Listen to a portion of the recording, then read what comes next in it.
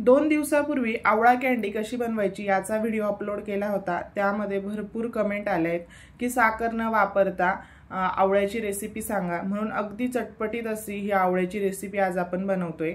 अर्धा किलो मी इथे आवळा घेतला, ते स्वच्छ धुवून घेतलाय आणि त्यानंतर त्या पुसून आता अशा पद्धतीने किसून घ्यायच्या। त्यामध्ये अर्धा चमचा काळी मीठ, अर्धा चमचा जिरे पावडर, 2 चमचे पिठी साखर घातली आहे। त्यानंतर पाव चमचा इतकी यामध्ये मी काळी मिरी पावडर घातली आहे। ते सर्व व्यवस्थित मिक्स करून घ्यायचे आणि हा तयार केलेला आवळ्याचा किस 2 ताटांमध्ये पसरवून घेतला। पातळ असा पसरवून घ्यायचा व 1 दिवसभर कडकडीत उन्हात हा सुकवून घ्यायचा। अगदी चटपटीत असा हा आवळ्याचा मुखवास तयार होतो कमीत कमी साखरेमध्ये। अशा पद्धतीने हा मुखवास बनवून तुम्ही वर्षभरासाठी सुद्धा साठवून ठेवू शकतात। खूप टेस्टी लागतो, नक्की ट्राय करून बघा। व्हिडिओ आवडल्यास जास्तीत जास्त शेअर करा।